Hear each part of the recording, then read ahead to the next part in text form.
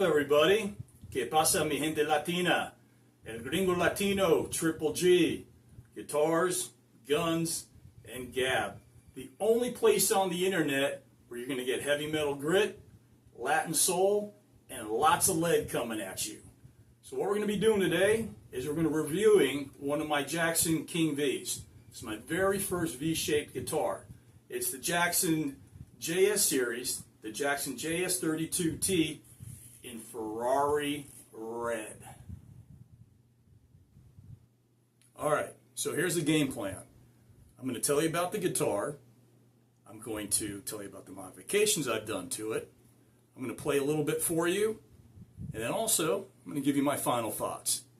My goal is to give you enough information to hopefully see if this guitar is right for you. I don't want you guys wasting any money without the right info.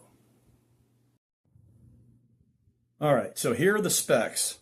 Mine boasts 24 frets. It's got Seymour Duncan ABH1 blackouts in the bridge and in the neck.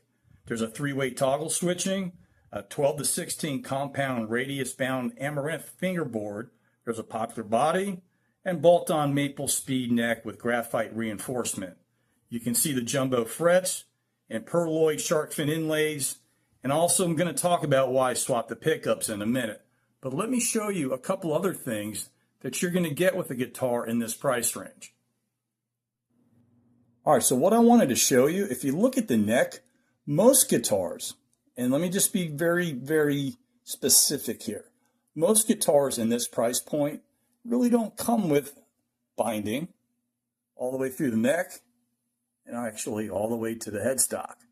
Alright, that's actually very unique for Jackson to do that. I was actually pretty impressed with it when I pulled it out of the box. I'll show the other side. Kind of see where it is right here. All right. Again, one thing you're going to notice, and I'll get into this a little bit later, I mean, it is a budget-friendly guitar. All right, and it does have budget-friendly wood. But I can tell you one thing. Everything else is pretty solid. Jackson did a really nice job on this guitar. Let me go in a little bit deeper for you so you can get a little bit better understanding on what I'm talking about. All right, so as I mentioned before, and let me just reiterate, this is Jackson's entry-level King V.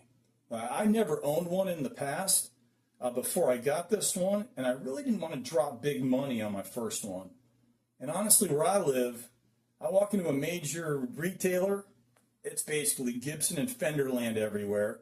It's really hard to find Jacksons or any other guitars to test drive. So I ordered it online, which made sense, because I really, again, didn't want to break the bank.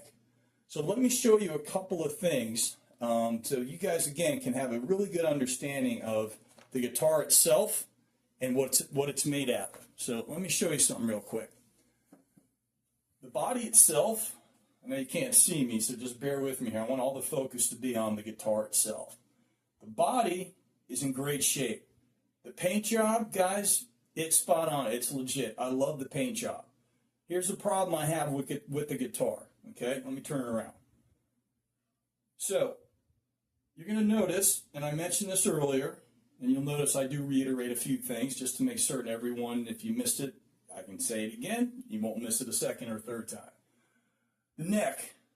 All right, that was the first thing I noticed. All right, I have a bunch of other different guitars, different makes, different models, different brands, whatever you want to call them. All right, you can tell immediately when you pick this guitar up that it is definitely a budget-friendly wood that they're utilizing.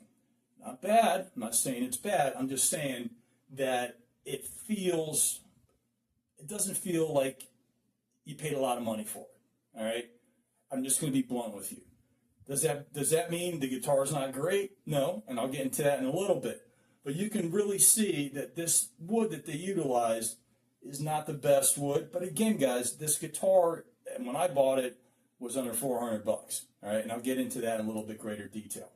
All right, now the other thing that they did at Jackson, which was actually very annoying. All right, and I'm going to just tell you this thing straight off the bat. I'm going to show you how to fix it real quick. All right, so the strap nut, all right, was actually down here. All right, so I don't know about you guys. I'm a big metal fan, as I think you guys have already noticed. I love dive bombs. I don't like neck bombs, all right? That thing being down here, when I plugged it in and strapped up, that thing took a dive like Mach 3 straight to the ground. So I'm like, well, what the hell am I going to do now? Looked at the guitar, simple fix, guys. I took this, which was down here, all right, the strap bolt. I took it off. I changed out this screw right here.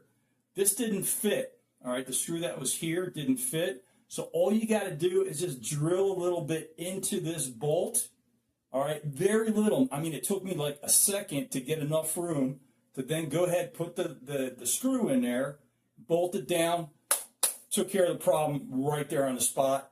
No neck dives. And well, because it doesn't have a tremolo, no dive bombs, but I have other guitars for that. So no big deal. All right, now let me turn it around. And I hope you guys got that. If you didn't, ask me in the comments, messages, whatever you want, and I'll reach out to you personally, or just put it in the comment section to how to do that again. Or you can just replay the video, whatever's easier for you. Let me turn it around. Everything else on this guitar, guys, right out of the box, I didn't have to do anything to it. All right, I like low action. Action was low. We all know Jackson's known for their metal guitars, and Jackson did a great job on that. All right, the volume and the tone knobs, tight as hell. They work perfect. They are basically, you turn it, it kicks in, boom. There's no play in it. There's nothing. The pickup switch, very tight also. The tuning knobs, no problem. And in fact, I play really, really hard on all my guitars. This thing stays in tune. All right, it's a really well done guitar. Outside of a little bit off on the wood for the neck, not a big deal. It plays great. All I had to do once I made these adjustments, which again, very minor, I chugged for hours. I plugged it into my Marshall stack, and I mean, I was literally playing in drop D, drop C. I was playing in E. It handled everything. It was an absolutely great guitar to play right out of the box. The two modifications that I've done to the guitar. First was the bolt strap. Showed you guys how to fix the problem with the neck dive. And then also the pickups. Those were the only two modifications that I did to the guitar. The pickups, the original pickups that were on the guitar, just wasn't a big fan. After playing it for about a week, I realized, you know what, I want something different. So I shopped around, and I went with the Seymour Duncan ABH1 Blackouts, which for me changed the dynamics of the guitar completely. In my opinion, it sounds a lot meaner, has a deeper tone to it, which exactly what I like to play. Now, let me be clear about something. When it comes to tone, when it comes to guitar choices, when it comes to the type of tuning that you like to play in, it's all subjective. There's not a right answer or a wrong answer. So I'm going to let you decide what you like better in terms of the original pickups or with the Seymour Duncan ABH1 Blackouts. So I have two videos. I'm going to play the first one, has me jamming a little bit with the original pickups, and then I'm going to play the second one that has me jamming with the Seymour Duncan ABH1 Blackouts.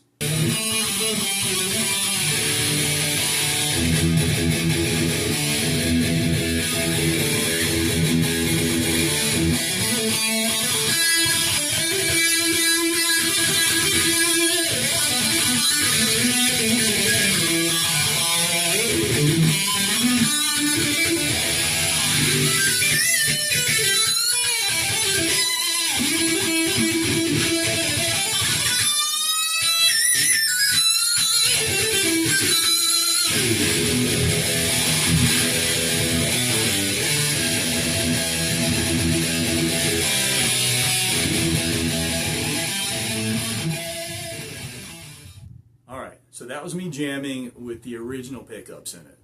All right, now let me share the second video with me playing the guitar with the Blackouts.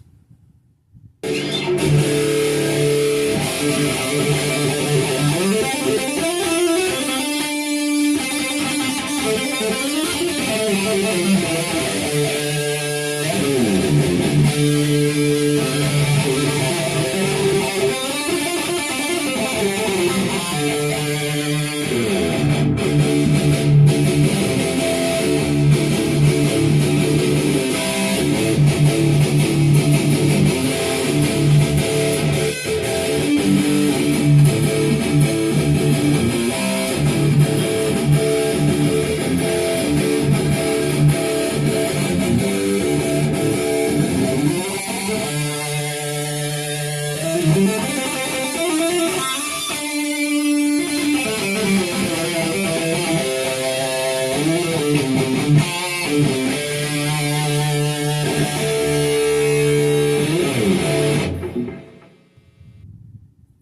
right, so that's my story on my very first V-shaped guitar.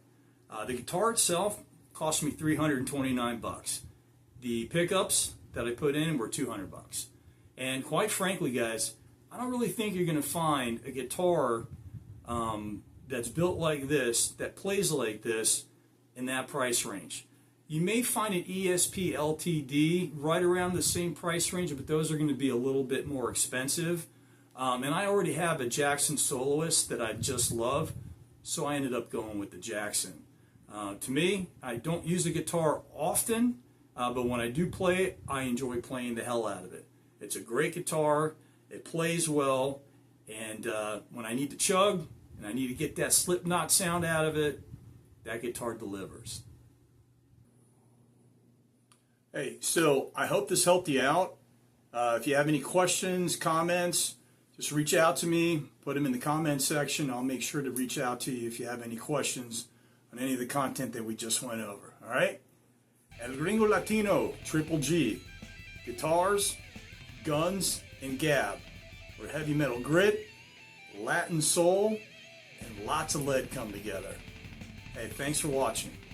Oh, vemos pronto.